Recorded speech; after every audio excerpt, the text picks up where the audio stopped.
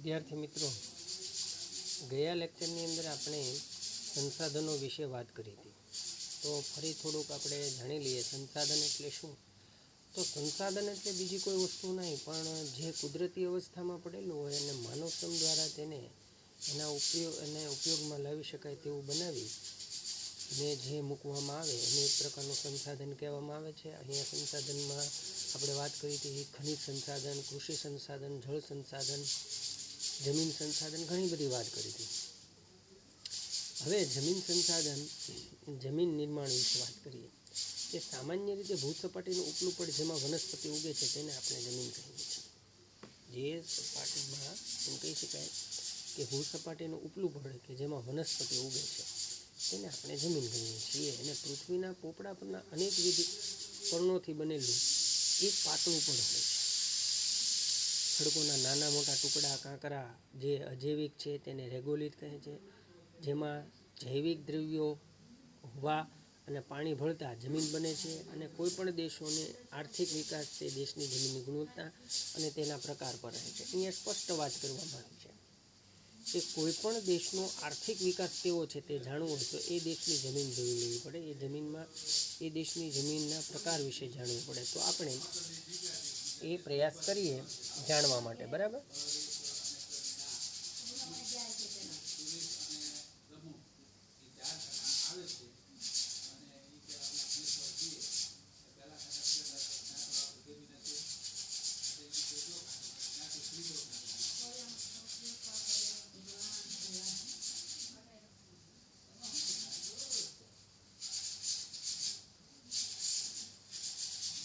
જમીનના પ્રકાર વિશે વાત કરીએ તો ભારતીય કૃષિ સંશોધન પરિષદ ICAR દ્વારા ભારતની જમીનને કુલ 8 પ્રકારમાં વહેંચવામાં આવે છે. ICAR દ્વારા વાત કરીએ તો એમાં ભારતીય જમીનને કેટલા વિભાગમાં વહેંચવામાં આવી છે તો કે 8. કાંપની જમીન, રાતી અથવા લાલ જમીન, ત્રીજી કાળી જમીન, ચોથી લેટેરાઇટ જમીન, પાંચમી જે જમીનનો પ્રકાર છે રણ પ્રકારની જમીન, છઠ્ઠી પર્વતીય જમીન, સાતમી જંગલ પ્રકારની જમીન, આઠમી દલદલ પ્રકારની જમીન. ICAR જે એમ કહી શકાય કે ઇન્ડિયન કાઉન્સિલ એગ્રીકલ્ચર રિસર્ચ એવું એનું કંઈક નામ છે. જે ICAR દ્વારા 8 પ્રકારની જમીનના પ્રકાર પાડવામાં આવ્યા છે. નંબર 8માં આપણે 8 પ્રકારની જમીન વિશે વાત કરી. 8મો પ્રકાર દલદલ પ્રકારની છે. આમ ટૂંકમાં 8 પ્રકારની જમીન જે છે એ અસ્તિત્વ ધરાવતી હોય છે. જમીનનું ધોવાણ અને સંરક્ષણ. જમીનનું ધોવાણ ગતિશીલ પાણી કે હવા દ્વારા થાય છે. જમીનમાં ઉગતા એમ કહી શકાય કે ઉપલબ્ધ ઝડપથી કુદરતી બળો દ્વારા ઉપરના કુદરતી બળો દ્વારા અન્યત્ર સ્થળાંતર થઈ જવું તેને જમીનનું ધોવાણ કહે છે. આવું થવાથી જમીનની ઉપજમાં પણ ઘટાડો થાય છે. તેને અટકાવવું જોઈએ. તો અહીંયા ખાસ પ્રકારની એક વાત કરવામાં આવી છે કે જે જમીનનું ધોવાણ છે એ જમીનનું ધોવાણ ગતિશીલ પાણી કે હવા દ્વારા થાય છે.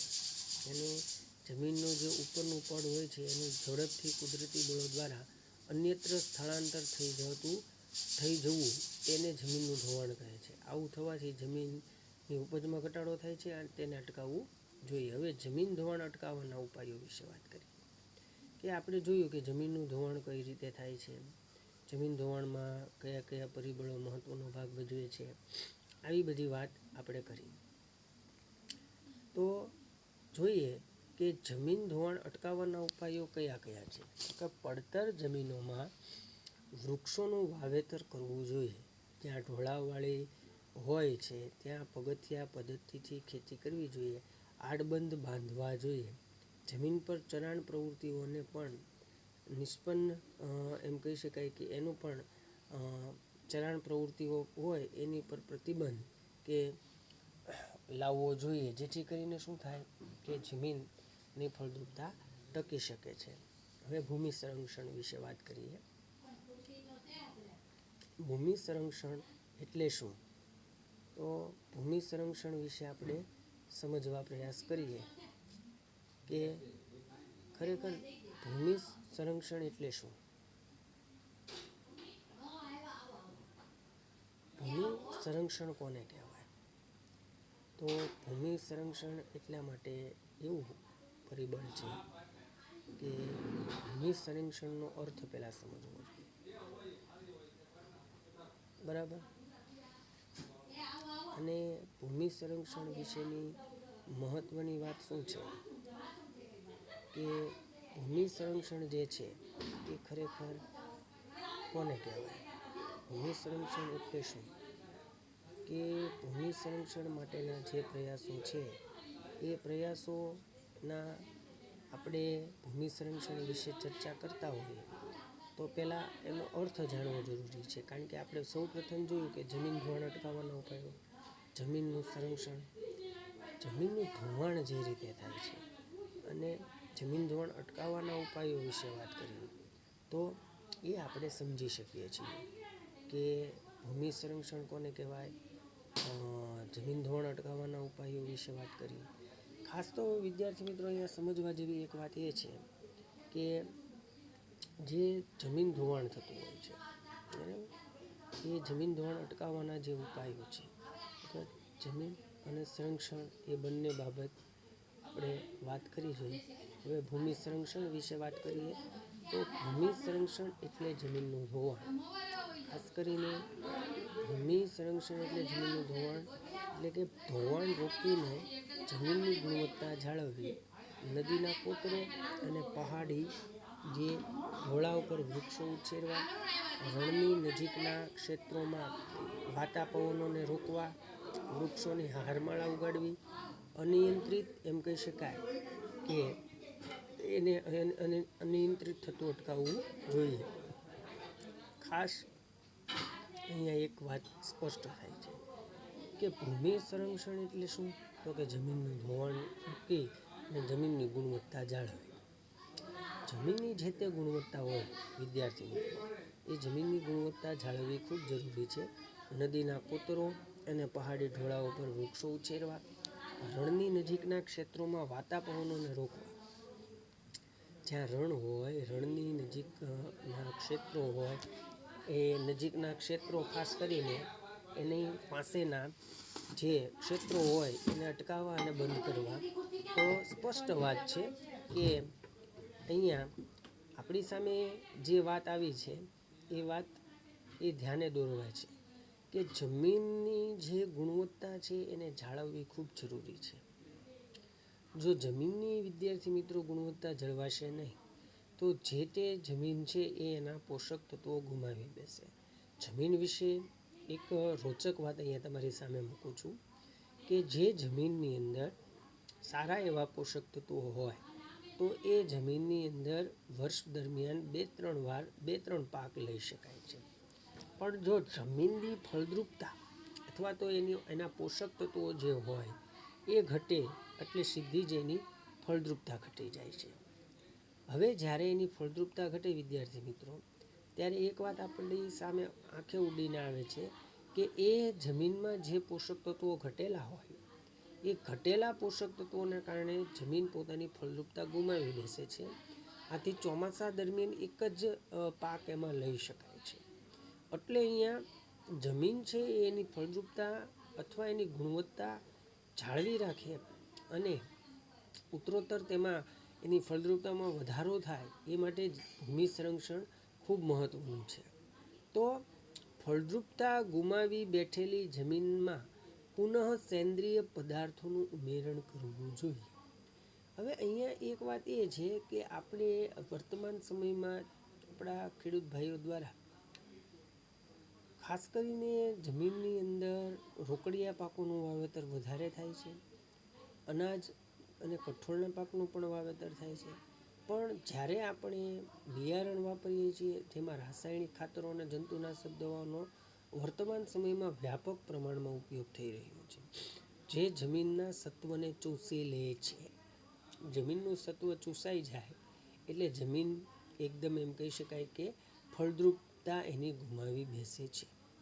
ખાસ અહીંયા એક વાત એ પણ ધ્યાનમાં લાવી કે જે સેન્દ્રિય પદાર્થો એટલે જેને આપણે કહીએ કે સેન્દ્રિય ખાતર, જે છાણિયું ખાતર તરીકે પણ ઓળખાય છે અને જે એકદમ કુદરતી હોય છે, એની જમીનની ગુણવત્તા જાળવી રાખવા, એની ફળદ્રુપતા ગુમાવી બેઠેલી જમીનમાં પુનઃ સેન્દ્રિય પદાર્થનું ઉમેરણ કરવું જોઈએ. આમ જે CM કે મળી ખાસ કરીને સહિયારા પ્રયાસો કરવા જોઈએ. આમ બધાએ મળીને ખાસ કરીને તો અહીંયા સ્પષ્ટ વાત કરેલી છે કે ભૂમિ સંરક્ષણ દરમિયાન જે તે આપણે વિચારીએ કે જે તે કાંઈ નવું અસ્તિત્વ એના જે એની ગુણવત્તાને ધ્યાનમાં રાખીને સર્જન પામે છે, એ અસ્તિત્વને ટકાવી રાખવા વિદ્યાર્થી મિત્રો ભૂમિ સંરક્ષણ કરવું ખૂબ જરૂરી છે. અહીંયા એક પ્રવૃત્તિ આપી છે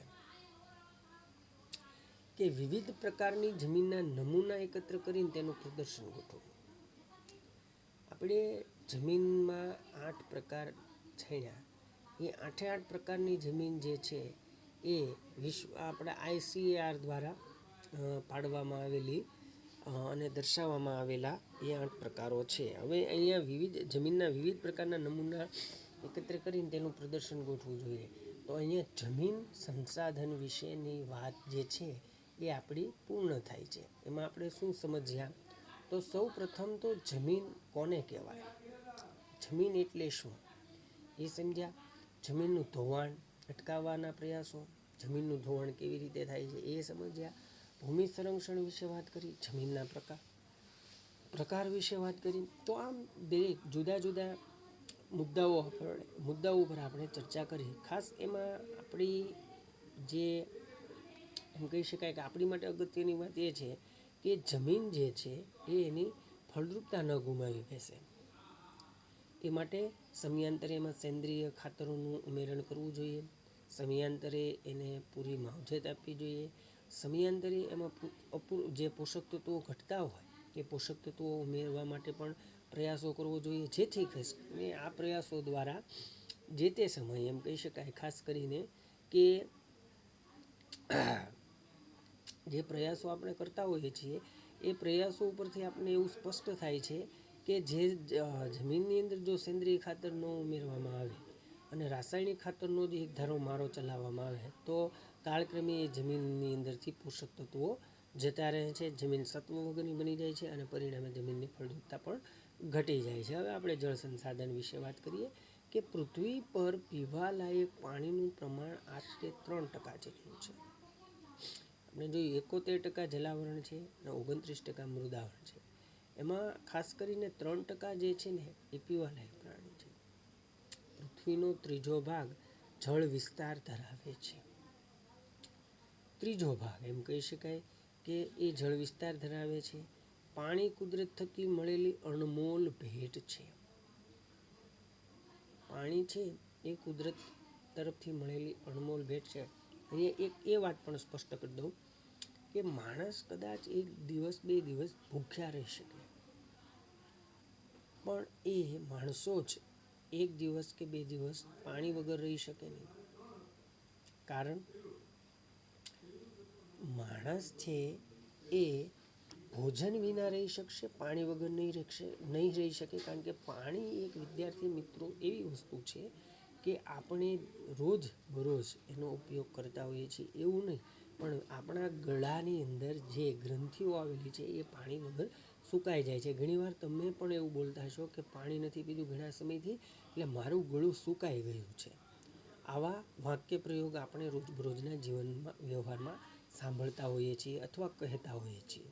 એટલે પાણી છે એ અતિ મહત્વની વસ્તુ છે.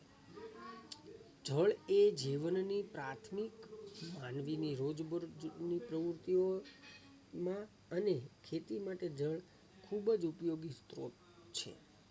શું કીધું છે? જળ એ જીવનની પ્રાથમિક માનવીની રોજબરોજની પ્રવૃત્તિઓમાં તેમજ જળ એ ખેતી માટે ખૂબ જ ઉપયોગી સ્ત્રોત છે. આપણે જોઈએ છીએ કે આપણે સવારે ઉઠીએ એટલે પહેલું વહેલું શું કામ કરીએ? બ્રશ કરવાનું. તો પાણી વગર બ્રશ શક્ય બનશે? ત્યારબાદ આપણે શું કરીશું? તો કે ત્યારબાદ આપણે સ્નાન વિધિ, આપણી દૈનિક ક્રિયા, એમાં જળ વિના તમે એ કાર્ય કરી શકો, એની કલ્પના કરી શકો?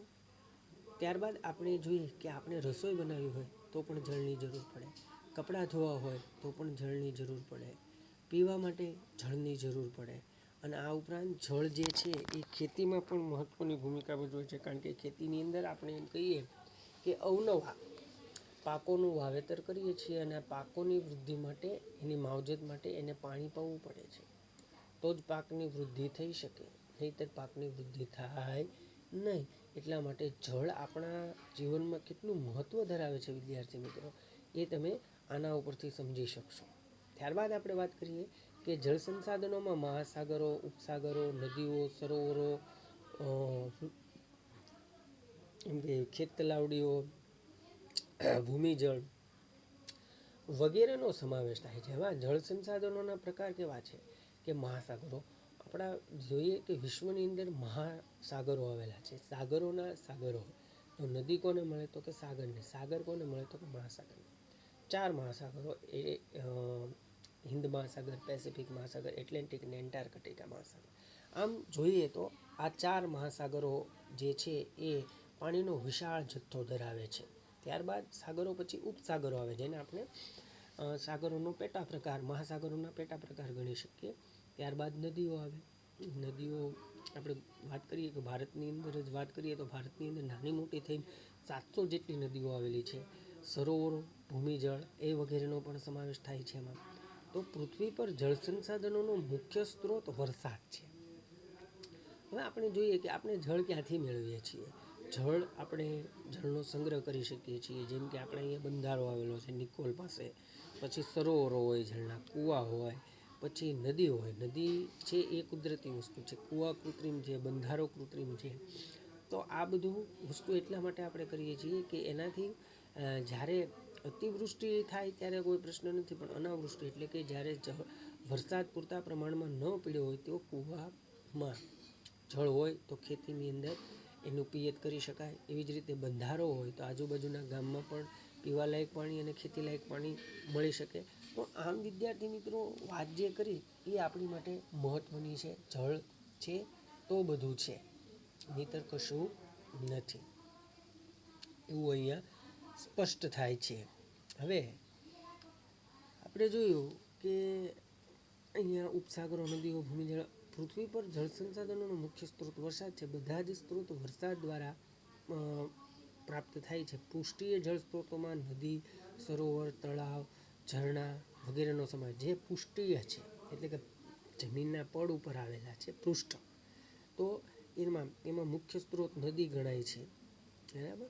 તો અહીંયા પ્રવૃત્તિ આપીશ, તમારી આજુબાજુના સિંચાઈ માધ્યમોની યાદી બનાવો અને અનુકૂળ થાય તેની મુલાકાત શિક્ષણ દ્વારા લઈ માર્ગદર્શનમાં ગોઠવો. હવે જળતંગી વિશે આપણે વાત કરી જઈએ, એક મુદ્દો જોઈએ કે જળતંગી ખરેખર શું છે. હવે વિદ્યાર્થી મિત્રો 2 પ્રકારની પરિસ્થિતિ સર્જાય. એક અતિવૃષ્ટિ હોય એટલે ખૂબ વરસાદ પડે અને એના કારણે ભારે વિનાશ સર્જાય, જાન માલની હાનિ સર્જાય. અને અનાવૃષ્ટિ એટલે કે જ્યારે વરસાદ જ ન પડે, વરસાદનું એક ટીપું પણ ન પડે, ત્યારે શું થાય તો કે જળતંગી થાય. હવે પાણી કુદરત થકી મળેલી અણમોલ ભેટ છે. વધતી જતી વસ્તી માટે અનાજની વધતી માંગ, રોકડિયા પાકો ઉગાડવા, શહેરીકરણ અને ઊંચા જીવન ધોરણના પરિણામે પાણીની માંગ નિરંતર વધતી જાય છે. તે પ્રકારની ગંદકીની પણ એની સાથે એ પણ ઉપયોગી છે. હાલમાં આપણા દેશમાં ઘણા ભાગોમાં જળતંગીનું સંકટ વધતું જાય છે. તો કે ભાઈ અહીંયા સ્પષ્ટ વાત કરી છે, કુદરત દ્વારા મળેલી અનમોલ ભેટ એટલે શું છે તો કે પાણી. હવે પાણી જે છે એ વધતી જતી વસ્તી માટે અનાજની વધતી માંગ છે. રોકડિયા પાકો ઉગાડવા, શહેરીકરણ અને ઊંચા જીવન ધોરણના પરિણામે પાણીની માંગ નિરંતર વધતી જાય છે. તે પ્રકારની ગંદકીની પણ એક જોઈએ કે હાલમાં ઉપયોગી છે. હાલમાં આપણા દેશના ઘણા ભાગોમાં જળતંગીનું સંકટ વધતું જાય છે. પેયજળની અછત જોવા મળે છે.